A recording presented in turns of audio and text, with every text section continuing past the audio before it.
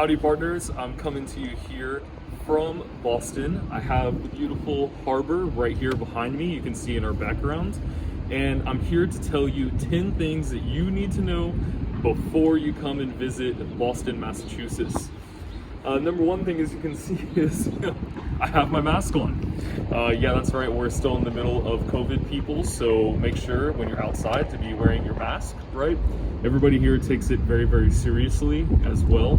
So it's not an optional kind of thing. There are going to be signs all over the place reminding you, right, politely to please wear your mask while you're here enjoying Boston, Massachusetts, and do your part to try to make COVID stay held down here in the state and in the city. The number two thing you need to know is be ready to walk, okay? I can't stress this enough. We're staying in historic downtown district right here by the wharf, and there's so much of the city that's walkable. I'm putting on like 10 miles per day on my feet. So be coming with some shoes that you find that are comfortable, right? And be coming out here with the attitude that you're gonna be walking around a lot, because there's so much to see here in Boston that you're gonna wanna check out, and so much of it you can just walk from point A to point B to point C. And as you know, that's my very favorite way to see a city and actually get to know it as well. This is a really good city for that. So be ready for that, okay?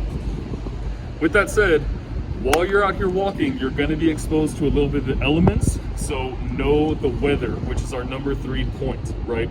When we got in here, we brought in some light jackets. Obviously, we're coming from Texas in October, where temperatures are still in the above 90 degrees every single day, right? Here, it was a totally different situation. We come in, it's a little bit rainy, right? It's only 50 degrees. It's dipping into the 40s as well. The light jacket wasn't doing it. My wife especially, Anissa, she had to go and buy a brand new jacket while she was here. So just be ready for the type of weather that you might encounter. If you're from around here, it shouldn't come to any shock to you. But if you're coming from another part of the world, right, it could be a little bit of a change from pace from what you're used to. And you're gonna be outside a lot, right, taking in the sights and enjoying what there is to do here, because there's so much of it. So do make sure that you're ready for the weather. You bring the right clothes, right? Yeah, again, not just your shoes for the walking, but your clothes for the temperature out here. Which brings us to the 4th point, which is, even though you're gonna be walking, public transportation is fantastic, right? We got some passes there for 7 days that you could use the public transport here in the city. It was only like a little over $40 for both me and my wife, right? And so that's for both passes, and you can use it as many times as you want.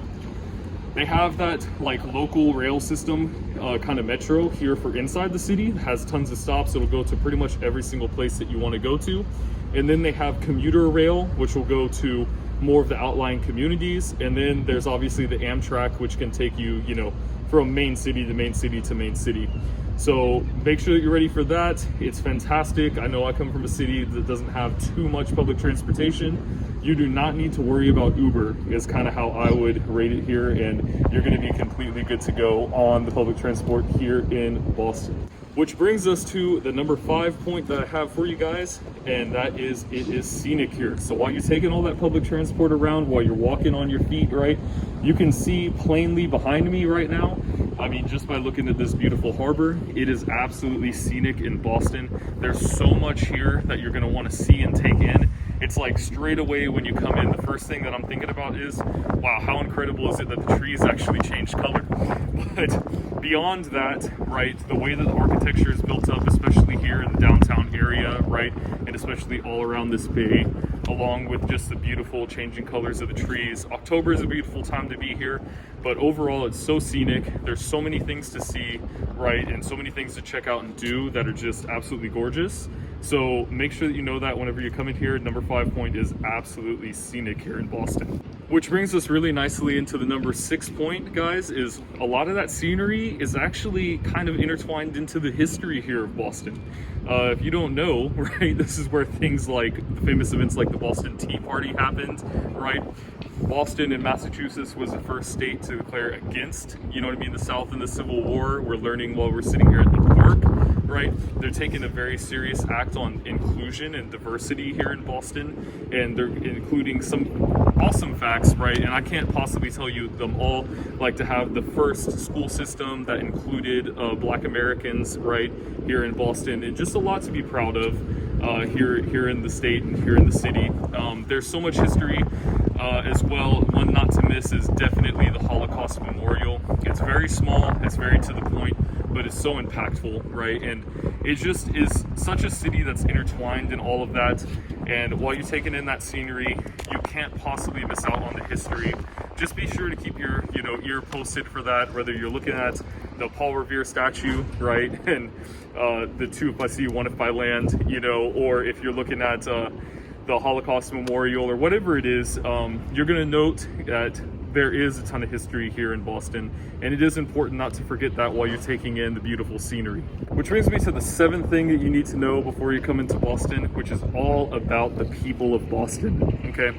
The people of Boston, if you're thinking about the change over time and the history, couldn't happen without the people. And there's something to know about them here. Everybody's very, very friendly for the most part.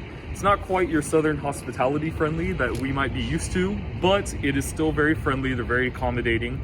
When you're going to areas outside of the city or areas that are more tourist centric, they're going to be extremely hospitable, right? That kind of industry obviously is what it is. The people here are very inclusive, right? They're very diverse as well.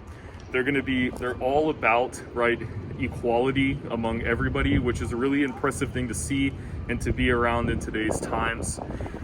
What I didn't realize is there's an enormous amount of Italian people here as well. And so while you're here enjoying the people of Boston, what you will find is our number 8 point, the food and drinks of Boston. Guys, there's so much great Italian food here. And I'm touching on that one first because it was just absolutely blowing my mind while I was here in Boston. Everything from going down the main strips, right, and basically what would be known as Little Italy, it almost looked like. It reminded me so much of the district in New York area. Go to even at the mall, they have a whole Italian-only grocery store called Eataly. That's E-A-T-I-L-Y, right, which was just absolutely remarkable, super upscale, all about Italian food and beverage, and like people there to educate you and show you things that you've never seen before, and is absolutely fantastic, right? That's not to leave out your food options. You can see right behind me, we're right by the water.